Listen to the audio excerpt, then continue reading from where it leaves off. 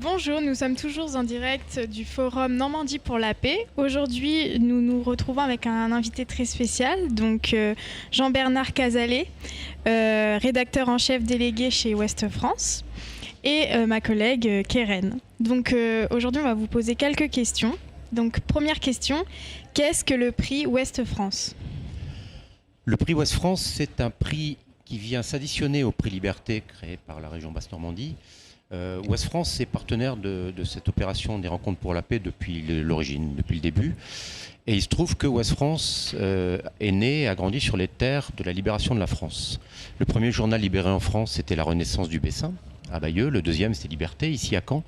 Et Ouest France est né le 7 août 1944, juste après le débarquement. Tout ce qui est relatif à la liberté, aux droits de l'homme, à la paix, concerne Ouest France. Et depuis toujours, dans la région, nous sommes partenaires de la plupart des opérations qui sont liées aux droits de l'homme, à la paix.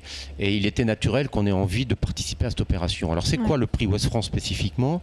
Nous récompensons des jeunes lycéens ou collégiens qui travaillent et qui participent au concours général du prix Liberté.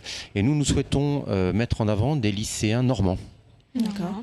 Et donc cette année, 3 groupes de lycéens d'Elbeuf, de Coutances et de Caen ont reçu les 3 prix que Ouest France et le groupe Ouest France mettent en œuvre chaque année. D'accord.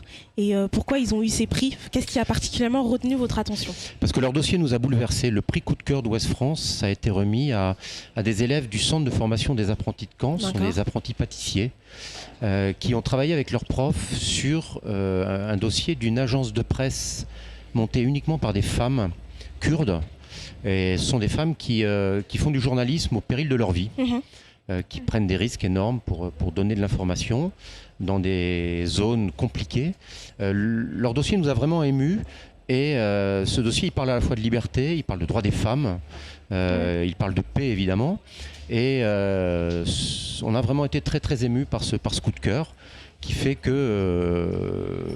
qu'on l'a récompensé et en plus ça vient récompenser des gens pour lesquels nous sommes très sensibles, c'est l'apprentissage, le monde de l'apprentissage qui n'est pas forcément le plus reconnu dans le monde des lycéens et on est très très fiers d'avoir récompensé de jeunes apprentis.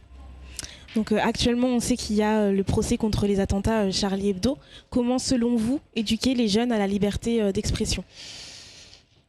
Éduquer les jeunes à la liberté d'expression, ça se fait dès tout petit, ça se fait de façon inlassable, ça se fait en famille, ça se fait avec les amis, ça se fait à l'école, mais on ne peut pas tout demander à l'école.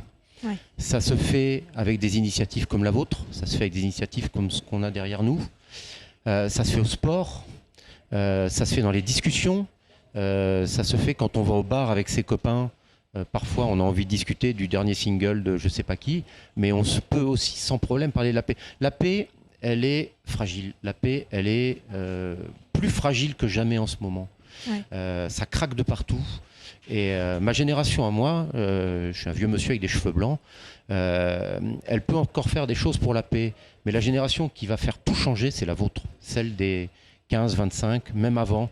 Moi, je souhaite que la paix, on en parle dès les écoles maternelles, on en parle dès le plus jeune âge.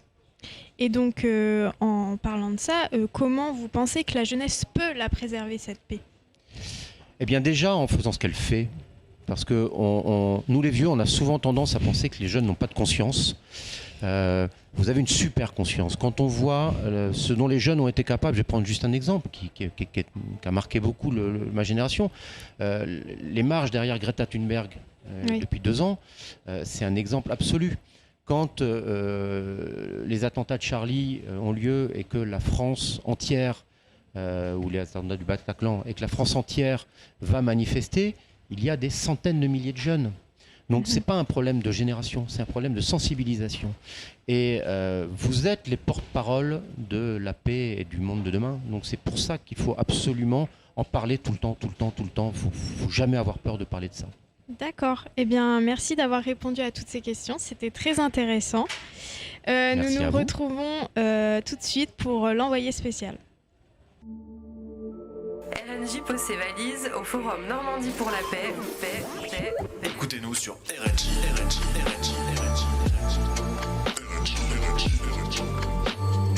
Retrouvez-nous en direct direct du parc Michel Dornano, jeudi 1er et vendredi 2 octobre.